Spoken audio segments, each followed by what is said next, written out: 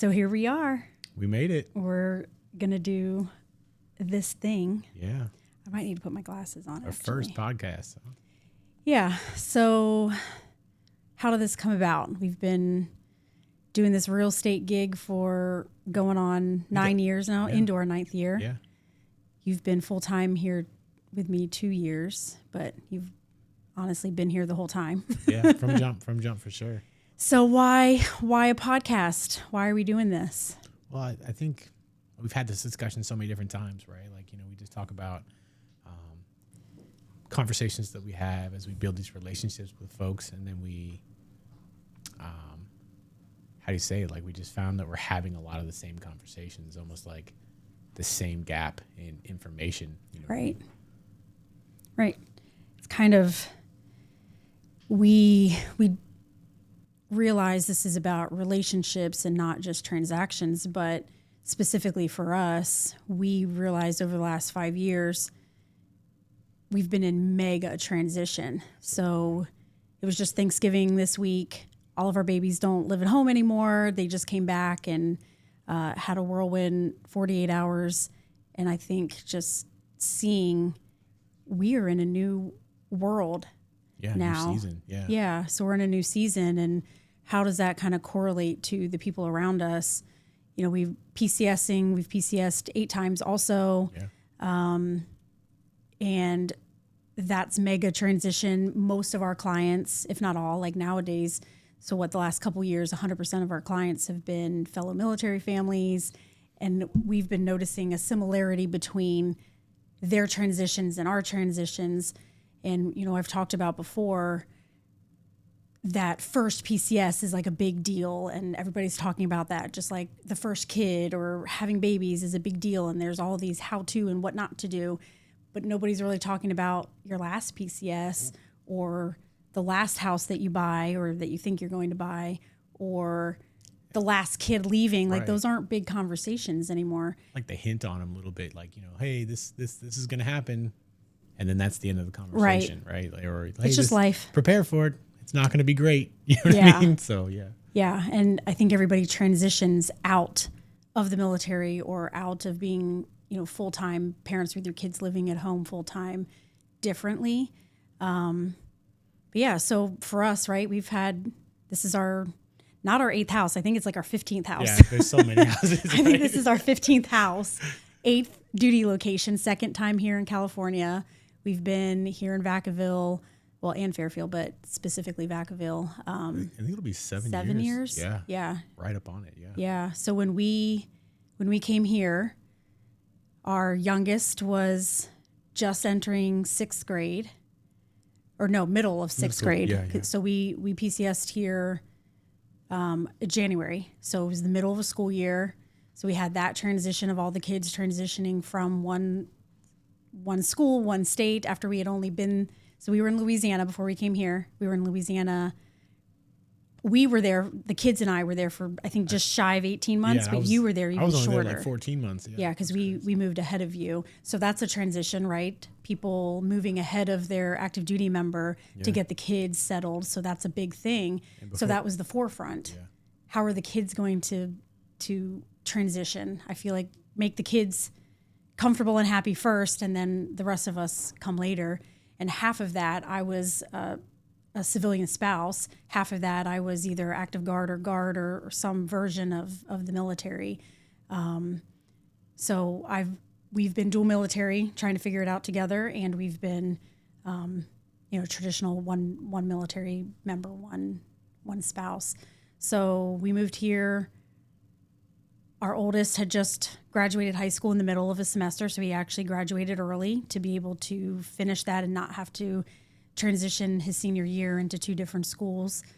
So that was a big transition. Yeah. Then we had our middle. And that was like pre-COVID. And yes. So she finished, I think it was 10th grade, I think it was. Something like that. It was like the middle of 10th grade. And so before like at home or online school was really popping because, the pandemic hadn't happened yet. Yeah. Yep. So she got to finish up the online for the last half of her 10th grade year. Yeah, because the schools weren't the way that we went from there was like block schedule. Yeah. Yep. Yeah. So they were going to like make her do English all over again because, well, we have to put her in English. Right. No, she already finished English. So things like that, just that transition of a different school system is harder when they're in high school than when they're in elementary school. Yeah, and then actually that school didn't work out great for our middle schooler. Yep. So we ended up, the two girls ended up going to Buckingham Charter. So our middle graduated from Buckingham Charter. I think it's Buckingham Collegiate Academy now. I think it is now. It was charter back then. But yeah, so she graduated from there. 2 years here, graduated. And then our youngest, which similar to you grew up traveling or grew up moving around as a military brat. But yeah, so our youngest did 4 years in one school. So that was new for us. Our oldest, almost every year, I think he felt moved like he was every in a year. new school. It's crazy. And then the middle, a little bit less. And then our youngest. So yeah, having them all home now, they're all flown for the most part. Now that same youngest is in her junior year of college. The middle is graduated from college and transitioning from her entry level position into a new position into her career. And then our oldest is living life out of state. She travels for a living, basically, Yep. for his company. So that's pretty awesome. That's what he's used to. I don't know if he likes it. He's starting to learn maybe that's transition, right? So that's what we're talking about. We wanted to build that gap. We're realizing that's who we connect with. Yeah. I mean, that's the season of life we're in. We're in the season of life of a lot of transition. What does that look like when the military is not telling us what to do anymore, whether it's Right. where to live or how to work? So you just recently retired 2 years ago. Yeah, I got to spend 24 years serving the country, doing those Right. things. And you were with me 23 of the, you know what I mean? Almost the entire journey, you know what I mean? I can't remember a time when you weren't joining me on that journey. And took some time, serving. And then when we made the decision to be done, we had to make those decisions on like, where do we go? Where do we stay? Where's all this? Where does it lead us next? Right. And I think I wasn't during that transition, like making those decisions. When I got out, I don't think I was quite ready to step all the way. So I went back and did some, contract work. Worked in the hospital, so taking care of people is what I did.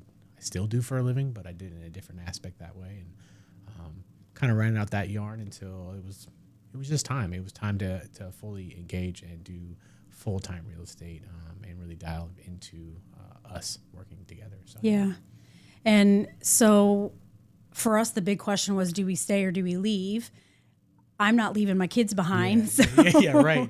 Yeah. But we love it here. So, it's a big question for a lot of people. First off, that 20 years hits, we hit 20 years, or 2 years after living here? The year we moved. Yeah. Here, yeah. So that was our transition. That was our big question. Like, okay, we've still got one baby in school. Well, two babies, but she was on her way to graduation. We've still got one baby in school. That healthcare in the military is a big thing to give up, even though you don't really give it up. But, that was a big thing. Are we going to stay here? Are we going to transition to civilian life 100% right away? Or are you going to stay a little bit and kind of let the kids settle before you transitioned out?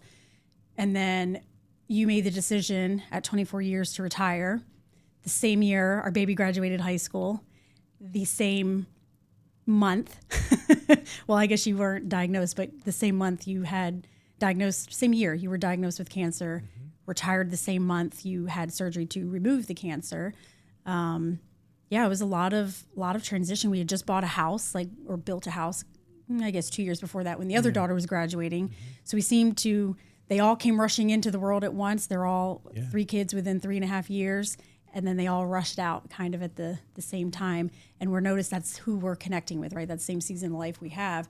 So, to kind of bring it back, everybody talks about it's your first home or it's your first kid or it's your first PCS. But what do we do when it's the last PCS? Right. How do we choose what home is?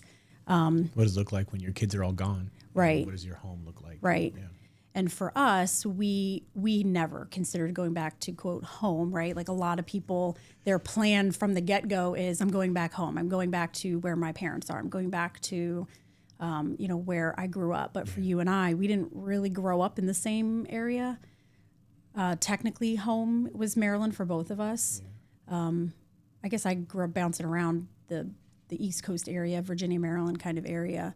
But that was never on my radar to go back home. And then for you, Yeah, I moved. My dad also served for 23 years, so I got to travel the world with him and overseas and back. And luckily, he created a situation I have an older sister too, where we could graduate in the same place that we started school. Right. So that was pretty cool for us. And we always talk. We're from Maryland. Like, we're Maryland through and through, but that's not home.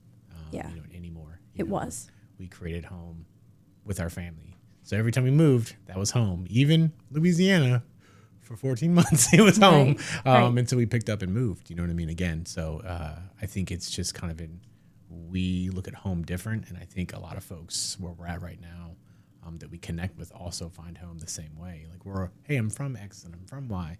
I say, but wherever my kids are, wherever my family is, that's actually home. So. Right. And that led into choosing to stay. Yep. So we built a home here, and that was the first step towards transitioning to calling this place our forever home. It felt like home for us as soon as we got here. It was extremely welcoming for us. We like diversity, not just in people, but in where the community as well. So, Solano County specifically, each little city is its own kind of vibe. Right? Vacaville's got a specific vibe. Fairfield has a specific vibe. Fairfield actually has a lot of vibes, actually. Yeah. Dixon's its own vibe. Winters is its own vibe. Our two youngest girls built a little community of their friends here, but they both kind of grew, and they went away a little bit to one went away out of state to college, and she's built a little family of friends out there. Our other daughter went away about 3.5 hours away. She's been 3.5 hours away, for a year and a half, 2 years, year and a half. Wow. Yeah. Feels like forever. So she kind of ventured out too. Yeah. So the same thing is happening with our clients. Like we said, 100% of our clients are fellow military. So we really connect with them. We really want to make it personal. And we've lived this life. We've lived this military life for 24 years. We've been parents for 24 years. Yeah, he's 24. He's 24. Yeah. So we did it all at once. True fashion. Yeah. Yes. So, we've seen it all. We don't pretend to know it all, but we've been that first time home buyer. Not here, but we've been that first time home buyer. We both have VA entitlement. We've vetted different professionals that either support or are fellow military that are taking care of us. So we're not just in this for transactions. It's relationship wise. So after retirement, right, we talked about you kind of didn't jump with both feet into the civilian bubble, right. But you stayed a little bit in the military. You stayed at the hospital, did a little bit of civilian work there. And then things changed, life changed, and another transition. So now we're both doing this full time together, and it's been really cool. And having the kids come back, reminded me of the crazy hustle bustle and bustle that we've been doing. I don't even use that term, but we're using it today. You said it today. But just the crazy, that's the stuff that was priority when we were choosing home before. Correct. Is this bubble of this community working for what the kids needed at that time? We were second to that. A lot of people are like, oh, I want to stay close to the base. I only want a 10-minute drive. Cool. Well, 10-minute drive, here's that community and what that looks like. Usually it's, the south side of Vacaville or the north side of Fairfield. Those are kind of like that 10-minute, maybe Sassoon City too. And those are three different vibes. Vacaville's very community centered. Not that Fairfield isn't. Fairfield's a little bit broader and it's more expansive. It's almost like Fairfield's almost like broken up a little bit, like this community and that community and that community. So still community centered, but like not all of it's the same like community vibe. You know what I mean? Yeah, you get kind of like the hills of Fairfield, so to speak, where it's you can get like $1 million homes, and they're a little bit more spread out and a little bit more commuter based because it's closer to the city. You can hop on 80 and get into the city much faster. You're not having to drive through neighborhoods and then get to 80. Different school systems in there as well. You've got charter schools. You've got, the public school. They're all public, but a couple private schools. And then you go more north towards the base, and it's kind of like a mesh of Fairfield and Suisun City. Suisun City has a little waterfront area. It's just different. There's just different vibes for everybody.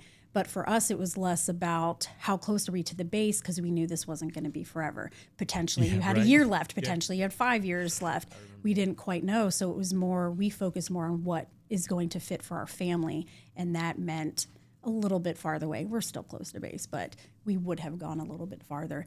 But then you've got Winters and Dixon. That's like a 30-minute drive. It's not that far. To some people, 30 minutes sounds crazy, but to get to the other side of Vacaville, it takes 30 minutes from the base as well.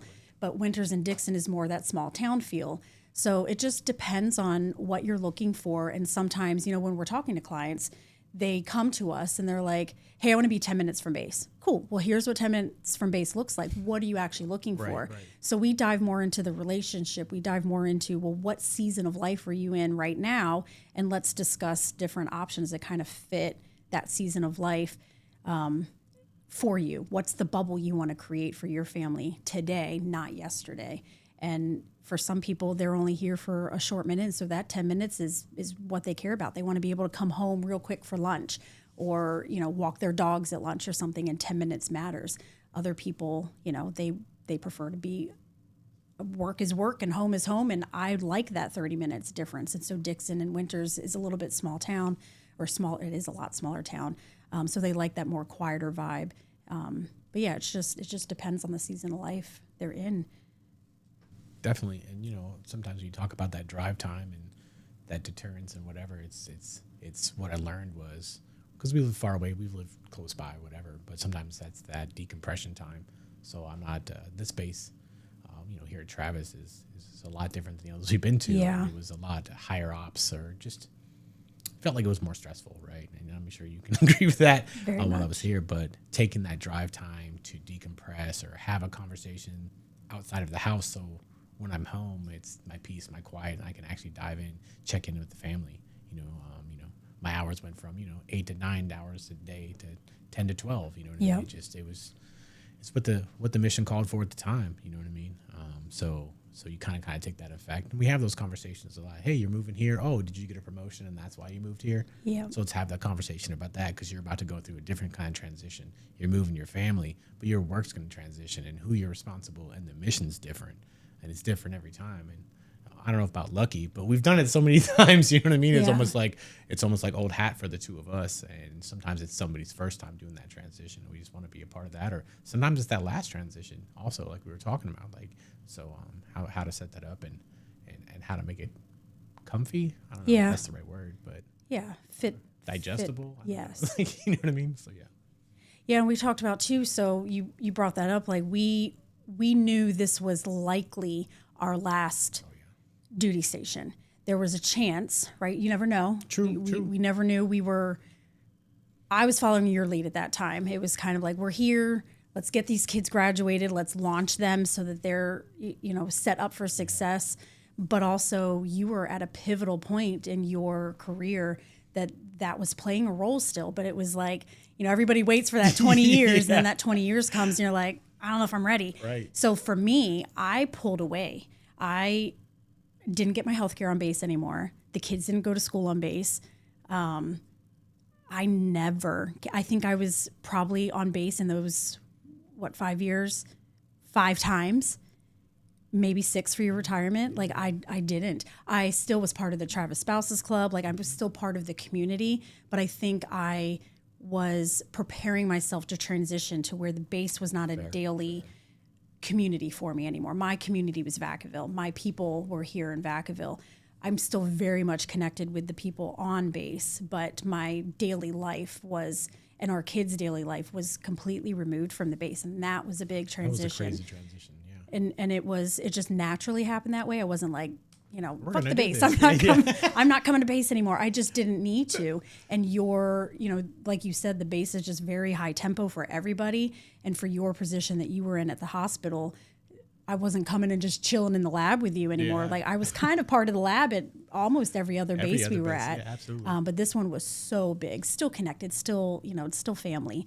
But, that's how I started to transition, and then was, connecting with other people. And that really helped too, is kind of to follow in those steps. I'm a few years, behind the curve, but to see that you can be successful. Yep. It's been a part of your life for so long. Like, how do you live without the base? How do you live without putting the uniform on? How do you live without going there every single day? And that transition probably was more of a struggle for me just because of what it was. But I had not the roadmap, but at least a guide, right? And that's what we're always looking for is, and tie that back into us. We're trying to be that guide for when you come here. Right? Yeah. Like, you come here to transition, and whether it's temporary or permanent, it's a transition period. Yeah. And I think maybe not you, but definitely me. Trial and error is huge for me and how I learn. Heavy on the error, I always say, right? So I'm learning as we go, and I keep trying these things out. And I think that's that. It's funny. I never really thought of it that way, but as you transitioned out, it was almost like I'm just not falling behind, but following your lead. That's a better way to look at that. So. Yeah, like finding your people, because when you PCS, for the most part, I mean, not everybody's welcoming everywhere you go, right. But you got to find your new norm within your section that you're working at on base, and then the non-military side of the family is finding their piece as well. And we never really planted roots anywhere. I mean, we've moved a lot. I mean, what, eight times in 24 years? I mean, that's what, every average 3 years. That's not what we did, but we've had 2 longer stints and then a few shorter stints places. But, finding who do you hang out with, especially me when I'm self-employed, like I didn't have anybody. I don't have my work people. Most people find friends where they work. Yeah. I was doing it on my own. I felt like I was on an island.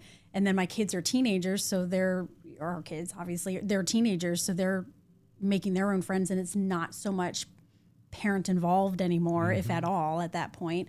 So how do you find community? The Spouses Club for me was a big one, which is weird because that wasn't always my vibe, but here it was, and it's been amazing. Still is. I'm still a part of it.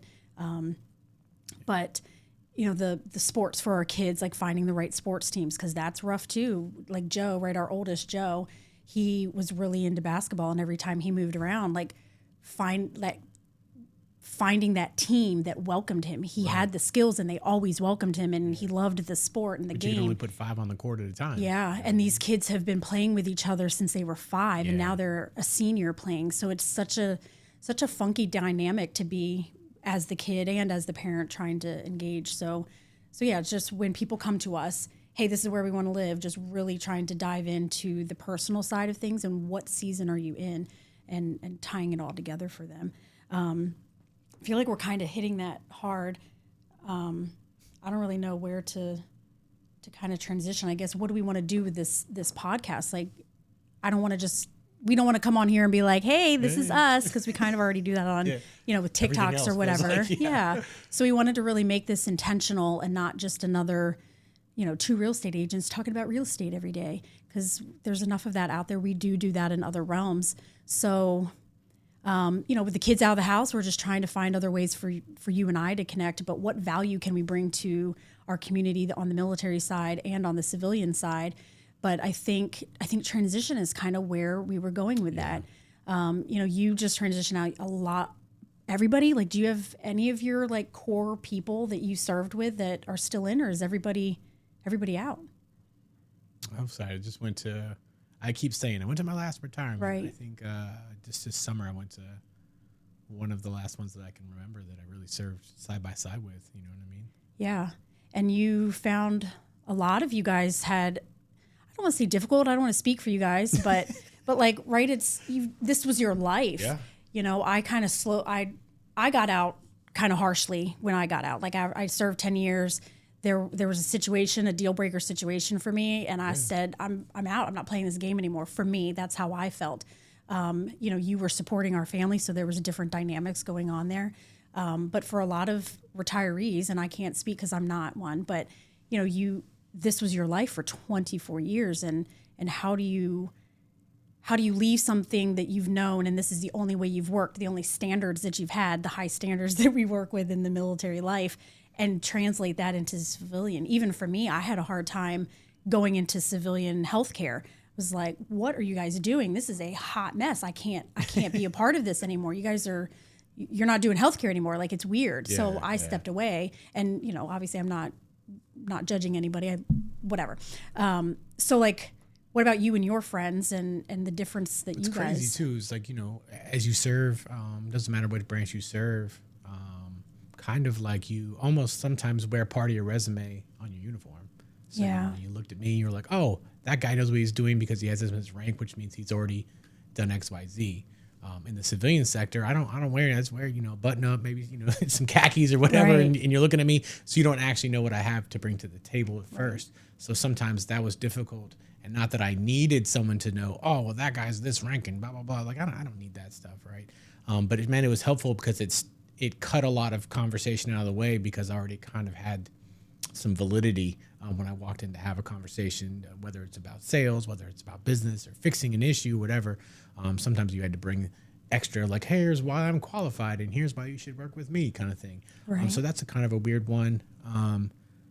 That's probably one of the weirdest transitions, you know what I mean? So it helped me to go back at first to the hospital because everybody still knew who I was and they called me by my rank still. So I was like, hey, actually, my name's Ben. And they were like, oh, really? I didn't know this whole time. And right. I'm Ben. Yeah, right. If you know, you know. Too funny. And then, but lots of talks with folks, especially folks who've retired in the last 5 years, because that's kind of my niche right now, because that's me. And as I talk to them, it's like none of us have had the same job that we had right after we got out. We've all kind of cycled through jobs or gone on to the next thing. So, when you serve, you don't really get to pick your jobs. There's opportunities. Yes, you can do special duties and all these other crazy things, right? But in general, they kind of tell you what your job is once you come in, and that's your job. Mm-hmm. You get to choose your job. You get to choose where you live. You get to make all these choices, and those weren't the choices you really got to make for 24 years. So it's almost like you're fresh and new and you're a rookie at the game. So, and you're used to being at the top of your game and operating at this level, but now you kind of reset in a good way. But sometimes we don't know how to make choices. And I guess the transition piece now is how do we make choices, whether it's for our health, whether it's for our job, but more, where we live. Like there's just so many choices to make. And I think, I think we need a place to talk about that or open up a little bit, you know what I mean? Yeah, and not only like the family, but individually, right? So much talk gets focused on the family, especially if there's, the male active duty. I mean, I don't want to put too much dynamic on female male, but when there's somebody that's been providing for that long, and now you transition out, and maybe now you transition, the kids are gone. You're like, oh, well, what's there left to do now? Like, what do I do with myself? Even if you do have a civilian job afterwards, most people, I feel like at 40, 45, they're not. Some people do. But, I know. So like, what direction did we want to bring this podcast is, like you said, I think connecting with some of the things that are less talked about or maybe not people think they shouldn't talk about. So men specifically in mental health, I feel like mental health is a big thing, obviously, but going from this is all I know, including having my kids in the house, to what is this? Like this, I don't know how to feel. Even for me, like mine wasn't career-based. Mine was more, the kids are gone. Like I have lived every second of my day scheduling for them or making sure they have whatever. And now I'm like, well, now what do I do? They don't need me to tell them to eat. They don't need me to make dinner for them. So I don't even make dinner. Them, right. So the differences in the quiet now. And I think, I know you talk to your friends, frequently, and I think potentially bringing maybe some people on to talk about that. Absolutely. Where you guys can have, a safe place to talk, but a comfy place more so than safe, but to talk about that transition with you guys. So it's not just real estate based. Like, yes, we're going to talk about community, but our community is the retired community now. Like that's your people now. And I think being able to have a platform maybe to bring some awareness to what that looks like. And absolutely. And if you think about it, it's going from these high stress, high life or death decisions, for lack of a better term. It doesn't matter where you served, right? Sure. And sometimes you have to pack that emotion away. You have to pack that down so you can take care of whatever it is, right? And then you go back to revisit, but sometimes you don't, right? And now in the quiet, now you have time to go revisit, but who are you revisiting with, kind of thing like that. Right. And how do you continue to take care of yourself? Just like you took care of all these people for all these years, how do you take care of you? Right. Right. And and tell you, oh, we're working on it, right? It's work in progress, right? Just like everything else. But it's crazy to have the answers for other folks, but not apply those to yourself kind of conversations. You know what I mean? Yeah. And we see that in real estate too, with the families that we're working with and serving. Like, we're not just, all right, let's go look at this house and buy a house. Okay, bye. Like, we make real connections with these people. And sometimes I'm sad. Like, I'm like, oh man, we've been Bopsy twins for the last, 3 weeks or sometimes 6 weeks, sometimes 3 years. But, like, we've been like in each other's business and really getting to know each other. But, we try to keep those connections, but they're off living their life. We're living our life. And I feel like a lot of people I'm really close with them. Like, some people we've gone through their divorce with them, maybe not with them, but they're selling their house with divorce, and there's a lot of emotions around that. Or they hate California. Like, they come here and there's a lot of emotions behind California, and just really breaking through some of that and finding out, okay, I've been there. I hated South Dakota for the whole 4 years we were there until last year. And then you go and buy a house, and then you get orders the next month. That's how you do it. But like, all these emotions that are tied with whether it's retiring or whether it's your first duty station, you're becoming parents for the first time, and now you're like, well, now I'm looking at houses differently. I was happy just getting an apartment, but now I've got this baby, and now I'm thinking about different things. So being able to connect on a human level has been our priority. And that's, I think, what we kind of want to do with this podcast. I think it's just connecting on a human level with humans, other humans going through the same transitions. Right. And, Sarah and I bring different things to the table. Yes. You know what I mean? So I try to bring that calm, that reassurance, you know what I mean? I'm not a overflowing with optimism person, but I'm going to find those good spots to focus on. And when you talk about, I always there's a lot of anxiety with transition, with change, with growth, right? Yep. And we say that's good because, it helps grow and it helps do these things and it makes you better, but nobody wants to go through it, right? Right. So how do you and I be a part of that piece to make it okay, right? Yeah. Or even good, right? We're just trying to if we can make it great, that's where we come from. And that's what we want to get to, exceed that. But, if we can just make it okay for you to come in here and start at a higher level than what you thought you were going to start when you for sure, when you got here. So, yeah. But yeah, I think that's where we're going with it. I'm excited to see where it goes. I'm excited to see who you bring on and chat with. And we're just excited to hopefully share some value, share a little bit of ourselves so people can get to know us a little bit. And, you work with who you know and trust. And if we're not putting ourselves out there, you don't know that you can trust us. But true that. So bring a little bit of our personality to camera. Yeah. Yeah, so I think that's a good place to probably end our very first podcast. Yeah, for sure. Yeah, so I'm excited about it. So that was the end of our very first podcast. We're excited to bring you along on this journey with us. We hope this can help you find your place.